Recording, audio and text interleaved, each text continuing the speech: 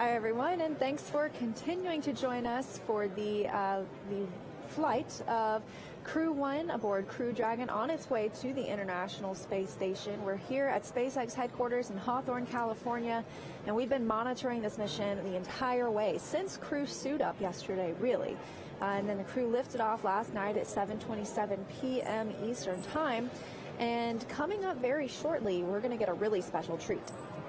Yeah, we're going to get to see a live broadcast of the crew on board Dragon Resilience. Hopefully they'll be able to get us a small tour of their Resilience vehicle and also be able to answer some questions hopefully up there. So really excited to see that. I'm really hopeful that they show us not only around Crew Dragon, but they also tell us their experience so far. We heard earlier that Victor Glover has not stopped smiling since he launched. So I would love to hear more about how things are going. Right, and they could see his smile all the way to the International Space Station. Probably so. It's a pretty bright smile. So really excited for that. Stay tuned. Should be coming up here shortly in a few minutes. We're currently 152 kilometers away from station, Crew Dragon is, and we've already had 3 of the 5 major burns take place aboard Crew Dragon. You can see those demonstrated on the screen here. The first happened last night, about 45 minutes after launch. That was the phase burn. And then there was a short phase adjust burn this morning at 6:50 a.m. Pacific time. After that was the boost burn. That was at 8:22 a.m. this morning, and then shortly after, the closed co-elliptic burn at 9:03 a.m. Pacific time. That's the most recent burn we've had, and that put Dragon in a roughly 10-kilometer orbit all the way around the Earth. It's called a co-elliptic orbit. So next couple of burns coming up are the transfer burn and the final co-elliptic burn, and that will complete the rendezvous phase for us. And those burns are coming up in about an hour from now.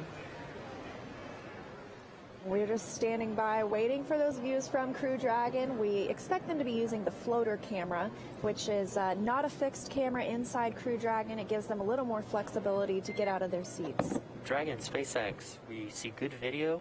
Are you ready for the event?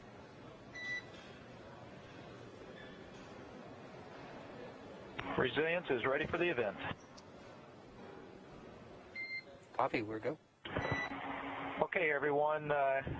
Good morning, good afternoon, good evening, and welcome on board Crew Dragon Resilience. Victor, Shannon, Soichi, and I are very pleased to welcome you on board as we journey to the International Space Station. Currently, we're going to give you just a little bit of a tour of our home for the next few hours as well. And so starting, I'm sitting here in the cockpit, or the bridge, if you will. So this is where we are for launch and for landing, as well as when we get ready for docking.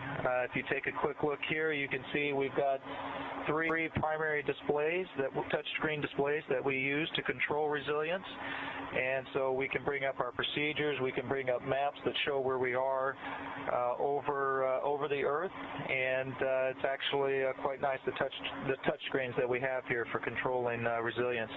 We also have some backup controls here, buttons, so that if anything should happen to these displays, we still have some of the critical functionality that we can accomplish with these buttons that you see here.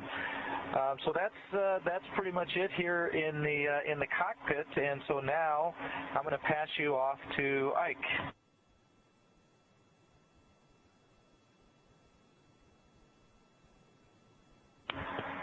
Hello, everyone.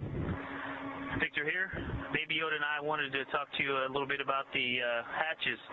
Just about 24 hours ago, we entered Resilience through this side hatch, and open that hatch again until we are safely splashed down in the ocean and the recovery forces are bringing us aboard the ship and taking us out of the capsule.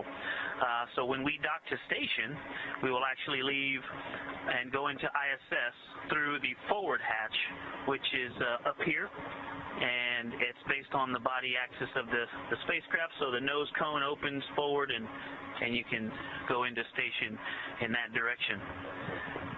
And at this time, I'm going to hand you off to Soichi.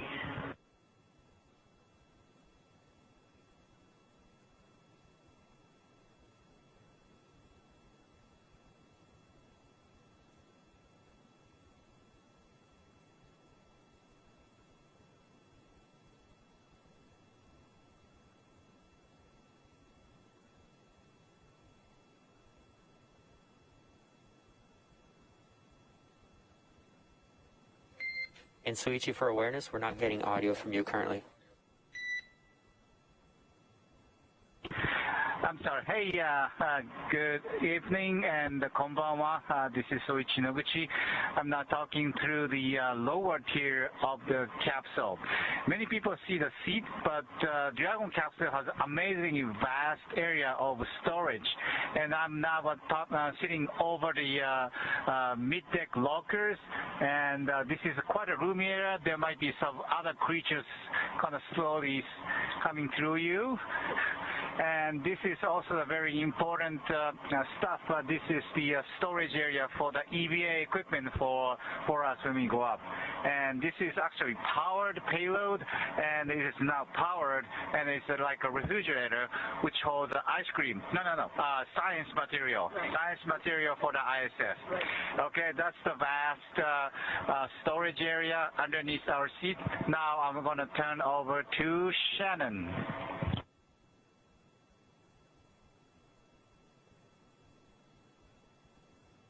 All right. Thank you, Soichi. As you can see, with the four of us in this Dragon capsule, it's quite a bit more crowded than it was with just Doug and Bob. And so I thought I would show you some of what it's like to actually live on a spacecraft like this. You'll see that we actually have bags stowed all over the place, and this is for a number of reasons. You can pan over here, Soichi, you will see up here we actually have some bags full of our emergency equipment, and we've got bags that hold our supplies, such as the shirts and pants that we are wearing now came up in these bags. You'll also see that we've got things such as food and water stashed around, because every once in a while we like to have a snack. A little bit later on I'm going to have some trail mix. These are the water bottles that we have to drink out of. You can see it can be a little bit challenging because there is close out this little tour of Dragon Resilience here with something very, very special, actually. This is something that is a tradition within the astronaut office, and just to give you a little history on it. So when you first are selected as an astronaut and you come in for your basic training, you go through about 2 years of training to become an astronaut.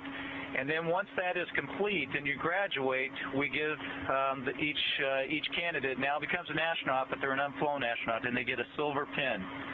But once you've passed that 100-kilometer mark, you then get a gold pin. And we have one member of our crew who does not have the appropriate accoutrement for his uniform, and so we're very to be able to give Victor Glover his gold astronaut pin for passing 100 kilometers. Congratulations. Thank you. Thank you. Crew one. Crew one. Again, thanks everyone for coming out. This is just an unbelievable experience. It has been fantastic so far, and we're looking forward. You know, we're about 21 hours into a 6-month mission, and so we are very excited for us. And I think I'm just going to close it with all for one, crew one for all. Bye, everyone. Hopper, thank you so much, and actually thanks to the entire Resilience crew for that amazing tour and great event. Congratulations, Victor. You must be so excited. And this concludes the event.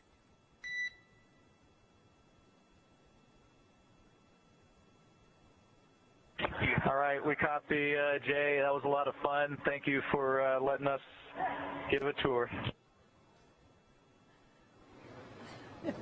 And you can see Victor Glover has still not stopped smiling, and honestly, neither have I, watching that tour of Crew Dragon. Yeah, and he got his official gold pin for passing 100 kilometers. That must be amazing. We mentioned earlier today that he did know that specific number of the height he had reached. Now he is out in space with the Crew One team. You can tell that this crew really have bonded over the last several months training together. And Victor, really proud of his new pen. I'm so excited for him, his first trip to space.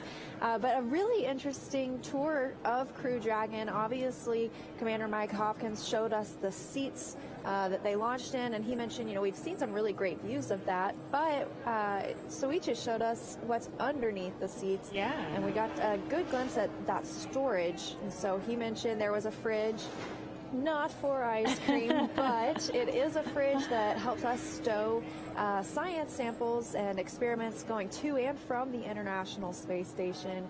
And then Shannon Walker showing us some of those snacks. It's relatable to me.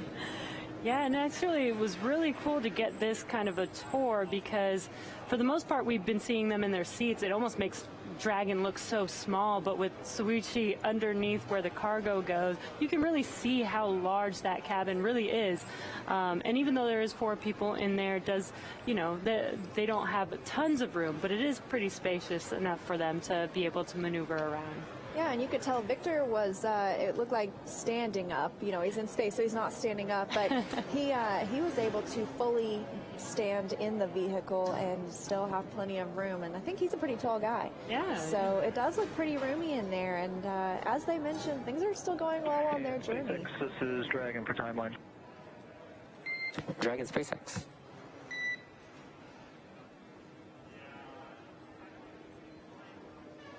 Hey Jay, just wanted to confirm with you that we don't have any other planned activities that need the floater camera, and so we might go ahead and start doing some cleanup in here around the cockpit, getting ready for approach. We concur, and that's a good plan.